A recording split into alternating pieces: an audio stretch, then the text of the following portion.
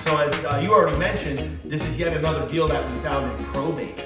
Probate, people. Probate. Hello. This is a business where the fortune is in the follow-up. You have money waiting for an heir, and there's a timeline ticking down. He had a squatter issue, and he was done dealing with the squatter, and we said we handle evictions for folks too.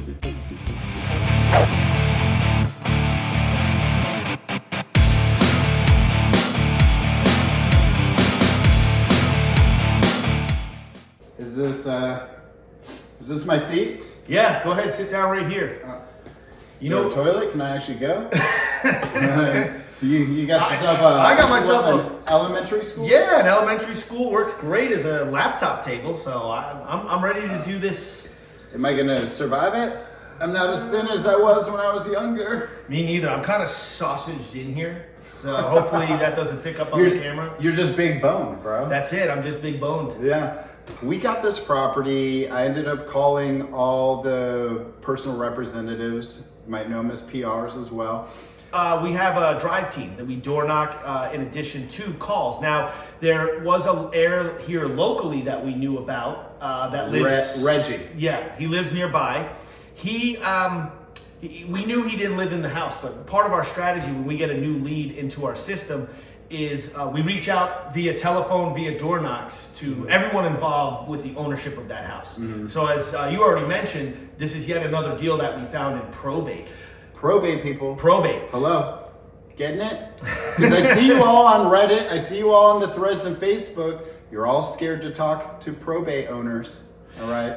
Which is crazy to me. You know, I got involved in this business with my business partner, Paul Romero, with the Saha Group back in 2012. And we immediately got into contacting personal representatives for estates. We built this business. Which is probate. Which is probate. We built our business based on acquiring our first 3 deals through talking to personal representatives that we found through probate. Mm-hmm. And we found that they're very easy to talk to. A very different scenario than foreclosure. Because, you know, going after pre-foreclosure and foreclosure deals or leads is very lucrative as well. But if you're asking me what my favorite lead type is, it's the probate leads. Yeah, probate that is in pre-foreclosure, okay? Because you have money waiting for an heir, and there's a timeline ticking down. That's the gold one. That's high motivation, okay? That's a great point. I love that one. You know, if you guys happen to be watching this video right now on the Flipping Reality channel, and you read between some of the lines, and actually we're not even trying to create lines for you to read through. Like, we're literally giving you gold nuggets. If you want to start a real estate business, or you're new to wholesaling or fix and flipping and you want to find deals, foreclosure, probates, yeah, Andy's right. Andy's right.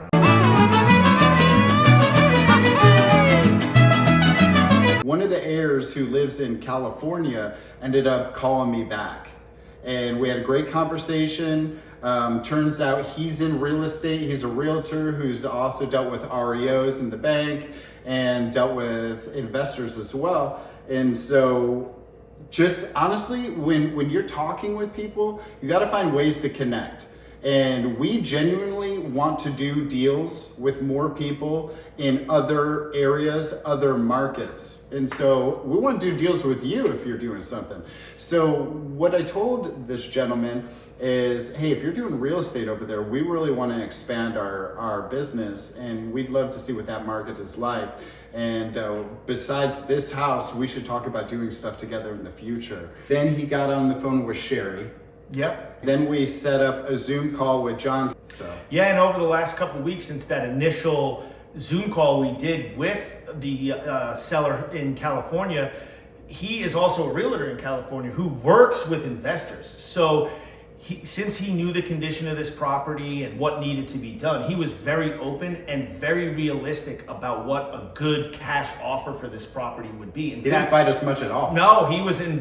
What was awesome about that phone call with somebody that actually knows the business, and you're not always going to have this easy of a negotiation with someone. And you know, stay tuned to more shows from Flipping Reality where we'll get into the nuts and bolts of people that are really difficult to negotiate. Yes. This guy already sort of knew what the after repair value of this property was, what we call the ARV.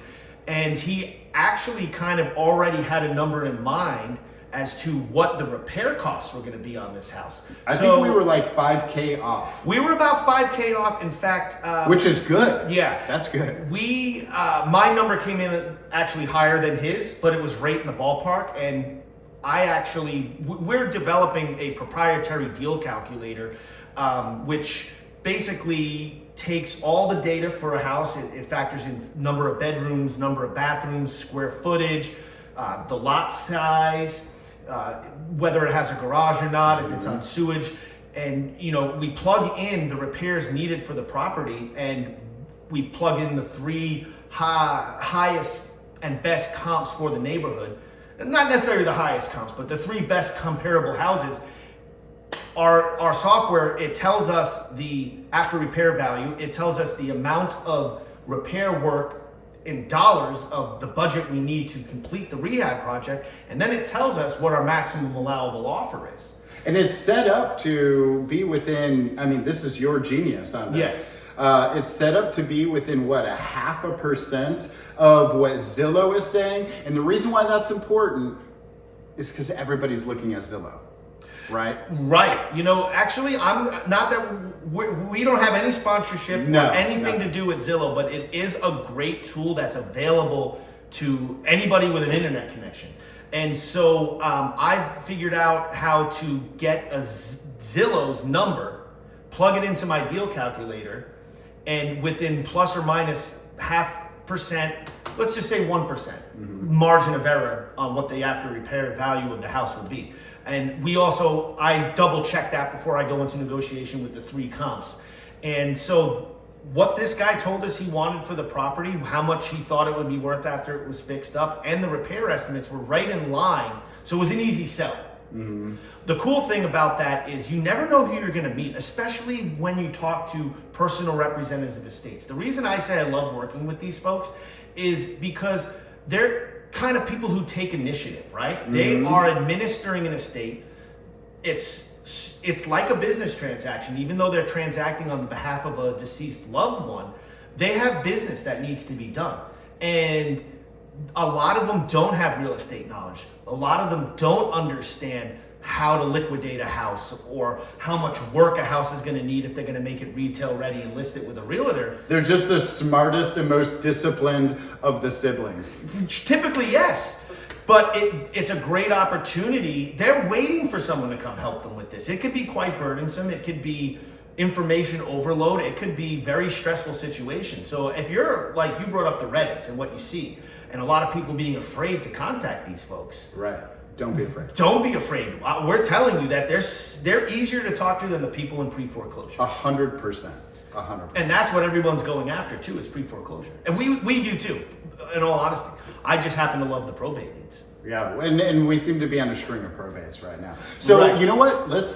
If they want to do probates, let's give them the real timeline of what it takes start to finish on a deal like this. What's awesome is, so when we get leads that we're going to go hunt down the property owners or someone who represents, we use a CRM, which is a customer relations management tool. Like if you're a wholesaler and you're in sales and you're not tracking your leads through a CRM, you're going to have very limited success. You're going to find it very difficult. And the cool thing about the CRM, I have it pulled up in front of me, is to answer Andy's question about the timeline. So when we get a lead that goes into our CRM, we have door knockers, cold callers. We do a few other things to get deals calling us and some attraction marketing, direct mailers, but I'm not going to talk about that today. We like to get in there and get to people quickly and directly. So we utilize cold calling and we utilize door knocking. This lead came into our system on September 4th of 2024. And within 24 hours, Andy had already, because when we get a lead in, we not only have the property information about the house we're sitting in right now, but the people we need to contact, sent text messages out to all these folks. Now, he didn't hear back right away, but within 24 hours of us getting this lead, he started his attempts at contact. on September 6th.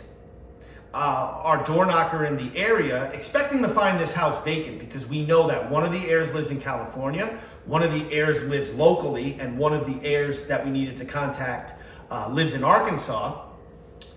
We still go knock on the subject property door, leave our information on the door, see the condition of the property, get a sense if it's a property that we're really going to want to put a lot Are of there effort into. squatters in the property? Yeah. That happens all the time, especially in Phoenix because it's the weather. Correct. And sometimes you might find a family member that's living in the house and you can actually get the story from them. In this particular case, when our driver knocked on this door, the sister that lives in Arkansas happened to be in town cleaning up, checking out the house, and connecting with her brother who's here locally.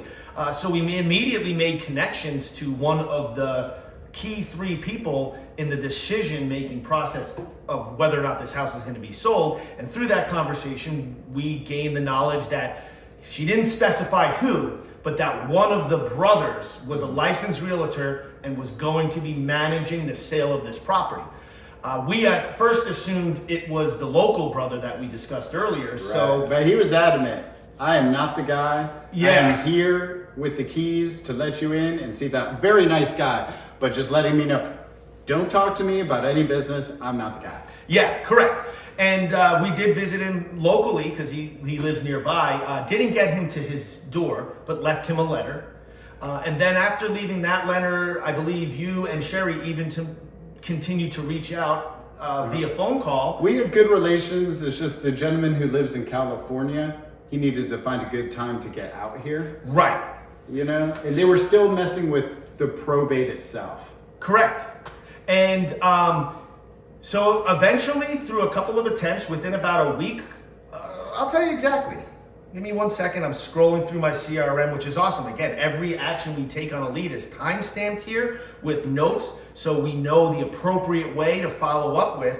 And in the notes, when you take your notes, take personal stuff down too, because you want to have that relationship. If they have a dog, like write down the dog's name and what kind of dog it is in your CRM, so you can bring that up next time. Okay, just little communication tip. Yeah, and that's a gold nugget. Ways to maintain rapport. So when you are following up with somebody, you're not just one of these people, hey, I'm just giving you a call to follow up and I really have nothing to talk about. You can bring back up past conversations and create a bond with these people, because real estate is a people's business. And really what I did with this one was the whole let's do business together after this. Right. And I'm going to get into how my last couple conversations with Ruben is opening a huge opportunity for us. So again, great thing about the real estate business and reaching out to personal representatives of the states, you never know who you're talking to. And I'm going to get into that before the end of our conversation here. Okay. But by September 6th, within 2 days of us initiating action on this lead, you ultimately got in contact with and had a conversation with the guy that ended up being the shot caller for this family. Mm-hmm. And, you know, let's fast forward to 1, 2, 3, 4, about 5 conversations over the course of the month of September to lead us into that Zoom call. Mm-hmm. And to give you a sense of the time frame, we found this lead on September 4th. We talked to the decision maker at least a half a dozen times through text messages and phone calls to get a Zoom set up to present our offer. During that time frame, though, before we had that Zoom call, he connected us with the brother locally who let you guys in the house, correct? Right. And we officially locked this property up under contract on October... Was that like the 31st? October 30th. Oh, 30th? They signed the contract the day before Halloween. They got that contract emailed back to me late on the evening of the 31st, and I signed it Friday the 1st. Okay. Friday the 1st. And honestly, we're sitting in this house with permission from the ownership to do these videos. We haven't even closed on this house yet. In fact, we'll be closing on it the 18th. So if you look at the deal from the time we contracted it, from the time we found the lead to the time we contracted the property was just under 2 months. And within 2 weeks of that date, we'll be closing. So 2.5 months from start to finish, and the finish equals a payday. Yeah. You have to understand when you're thinking, if you're new and you're like, wow, it takes 2.5 months. Well, like, yeah, it could, right? So don't quit your job just yet. But good point. Yeah. But what you have to understand is you're also working other leads, right? And so all this was phone calls and texts and then one visit. You know, that's all it was. Couple Zoom calls, very, very simple, but there's a process, there's a timeline.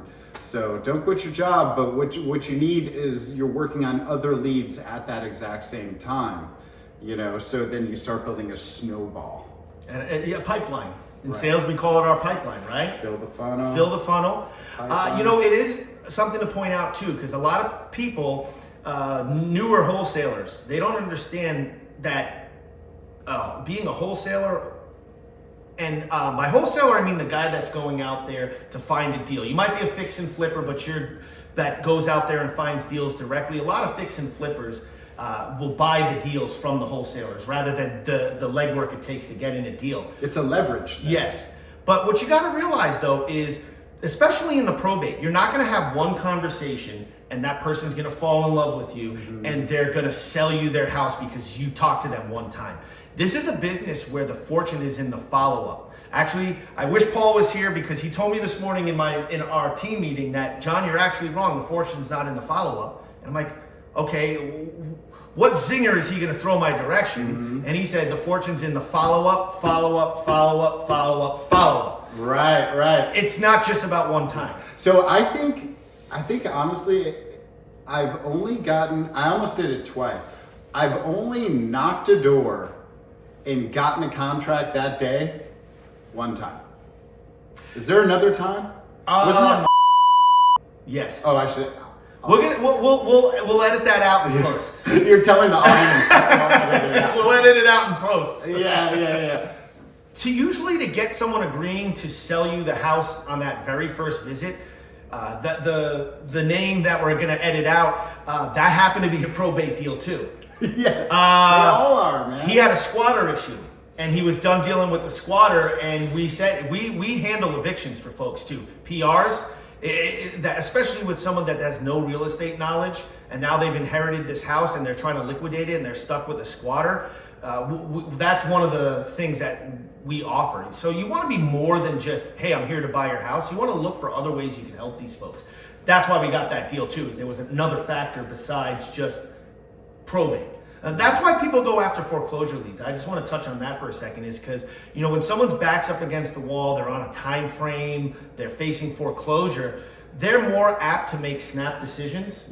People in probate, their back's not pushed against the wall. It's an inheritance. They want to have the feeling and the sense that they got the best offer possible, because this is something maybe mom and dad left them. They want to know that they did the best. And they want to work with somebody, and it doesn't always come down to who's offering the most money, but other things you may be able to offer for them. In the case of the guy he mentioned, we'll pay for the eviction, and we'll start that process tomorrow for you. And the only thing you're going to have to do is just get on a telephonic hearing in the courts in about 3 to 4 weeks when we get that hearing set for you. This case was... Back to this property though, this was a case where I think part of what helped us get the deal is because we were lucky enough to contact a realtor in California who works with specifically fix and flip guys. And he's kind of in the business of doing what we're doing there in California. And the reason I say we made a very lucrative connection is he's already got like a couple of deals lined up for us to take down in California. He just wants to make sure we close by the 18th of this month and that we hold up to our end of the bargain, which, you know what? Me and him are already best buddies. We've Zoomed a couple times. I've actually given him access, and he was very impressed with our deal calculator. And actually, he helped me to kind of develop it a little bit so it's more universal in different markets. And once we follow through with our word, which is very important if you're wholesaling, don't overpromise and then underdeliver, because you never know who you're disappointing. We're going to close this property on time, and we've already got deals lined up for us once he sees that we can take action and we're men of our word. So I'm very excited about this house. I only promise that we can get it done and that we want to shoot for this timeline. Yep. You know, but when we under promise and over deliver, it's always like you see it in their face, in their eyes. It's a good thing. Well, we mentioned throughout the walkthrough and here sitting down, there's a little hook to this story. Yeah. Because of there's the sister and creating issues for the family. We probably could have closed it last month. Yes. So the interesting thing is we did find this property because the sister tried to open a probate and not include the heirs. So we saw that the probate had been denied. Actually, denied probates is a great lead source too, but I think maybe we hang on to why for a future video. Yeah, otherwise this is like a Joe Rogan 3-hour podcast. Yeah, it'll become a 3-hour podcast, which we're gonna set up. We're gonna set it up. So stay tuned for the Flippin' Reality podcast. Little, what do they call that when you drop a little, a plug. Yeah. Thanks. I got Paul here listening in. Unfortunately, he's not in town to participate, but yeah, I'm plugging that for the future. But so she opened this probate unbeknownst to the two brothers to basically try to snake the property out from under them, and she got denied. The reason for her denial was because the courts know that there's other heirs that she's not mentioning, so they basically denied her because she's filing a fraudulent probate. What's interesting about this property, so the probate is what brought it to our attention, but actually, once we found the lead and looked at the title to this property, a probate wasn't even necessary from the very beginning. It was great that she opened it. That's how we got it. But the property had already been left to the sister and the two brothers via a beneficiary deed prior to the person who owned it passing away. So probate wasn't even necessary.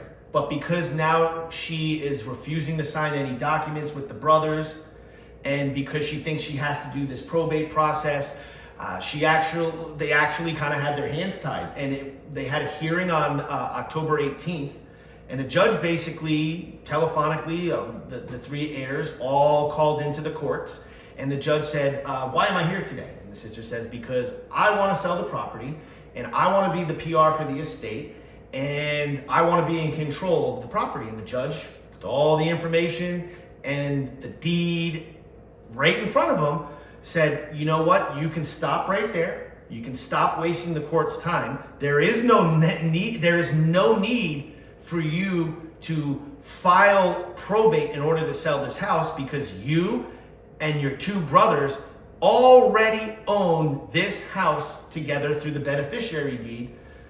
Are there any other assets of the estate? There is, which now the other brothers, having been properly notified and interjecting themselves in the court, they're now going to be in position to make sure that the troublesome sister doesn't steal the other assets of the estate. But as far as this house is concerned, the judge said, you're wasting our time. The sister realized that there's nothing she can do to snake this house from the brothers. And finally, after about, 3 weeks of him trying to get her to sign that contract, on October 30th, she finally signed. And when I got on that Zoom call with I want to say his name, but I'm trying to protect the innocent, so we'll call him Joe. His name is not Joe. Yeah. Joe got on that Zoom, and it was like, if he was here in town, we would have been cracking beers. You know what I mean? He was just flat out excited to finally wrap up and resolve the situation, and he needed a judge basically to tell his sister to stop wasting the court's time. Dude, they were gonna go nuclear on that sister. Yeah. They're gonna start penalizing her day by day. Little gold nugget is, if you have assets and it doesn't matter how young, old, middle-aged you are, you should actually think about estate planning. And this isn't a commercial for estate planning. And I was totally going to get in. I was going to get into that. So, real quick, I want to ask you. One way that we find a lot of messes in probates is when people either don't have any will, all right, and they die intestate, or they die with a will. Right? Like we have a wrong interpretation of what wills are, because they can kind of like throw wrenches into things. What would be the best way to leave something to the heirs? If we're talking about real estate, the owner of this house did it the right way. Beneficiary deed? If you know that you're going to leave your property to anyone upon your death, you can avoid probate altogether by recording a beneficiary deed, naming who the people to inherit your property are going to be at the time of your death. So you're deeding them the property before you pass away, and only when you pass away and your death certificate gets recorded does that deed become recognized, and whoever's named on that beneficiary deed is now the owner, and you can avoid probate that way. That sounds like a good way, and you look like you had a point there, but that sounds like a good way if you kind of anticipate your death. Yeah. What if you just want to protect your assets and have smooth transfers and you expect to live 30 more years? A trust? Setting up a trust, yeah. Mm-hmm. Setting up a trust, but you know what? One problem, wow. There's so many things to talk about right now when you bring up that. I want to keep the video short. It's already like 30 I'm going minutes. to refer back to your trust question. Is like, one problem I see with trusts is that when you leave property and it's put into a trust, yes, you can avoid probate. One problem we encounter so often is that when that person passes away and that property is in a trust, the heirs don't have the trust documents. The trust documents are going to say who the successor trustee is and leave the instructions for what's going to happen to the properties in the trust, what's going to happen with the other assets in the trust, and who is responsible to take over and split the trust up, the successor trustee. I will tell you, there are, and I wish Paul was here, he could throw that in too, countless people that we're in escrow wanting to close on a property and we can't get there because they cannot find the original trust documents. I can't stress how important it is, if you have a trust, that those documents are put in like a safe deposit box or something, or recorded with the county, so that when you do pass away, or maybe you have an attorney that holds that trust document for when you pass, how important it is that those documents can be found when you pass away. I feel like we need to watch this video back and make 5 videos. 100%. Out of this video. So let's wrap it up. So it was about 2 months. Yep. Mostly just calls and texts and some Zooms. How many contacts have we made? Can you look real quick? How many times? Yes, let me go in here. We've reached out with a total of 18 phone calls. Not hard, takes a little time. Be patient. Don't be afraid to call probates. They're my favorite. If you catch a probate that's facing foreclosure, that's money, all right? That's gold. Call those people and call them with an excited attitude, all right? I want to wrap that up too by saying, even though there was 18 phone calls made, I quickly looked through the list. That is also including how many times we've been called back by Joe. Okay. Missed calls from Joe. Maybe you called Joe and he didn't answer. So, that's 18 attempts at conversation. What does it take to dial the phone? 10 seconds? Yeah, it's not. So you're talking about probably about a half a dozen to 8 conversations, totaling about, let's just say 10 hours worth of work. Yeah. And one last nugget I wanted to throw in when we were talking about beneficiary deeds, especially if there's someone watching that has a property and they want to leave it to somebody, is the beneficiary deed has to be recorded before the person passes away. Because if your mom is leaving you her property and says, "Here, son, here's a beneficiary deed. The property is yours when I pass," and your mom passes and you did not record that beneficiary deed, it's no longer valid. It has to be publicly recorded before you pass away in order to be a valid deed. Ooh, and then you got to go through that, Then you have to go be through short or probate. many months long probate process. Yep, so just wanted to throw that out there. All right, I hope you got some value out of that, and we're going to have to come back with a lot more for you, all right? So we'll see you real soon. Peace.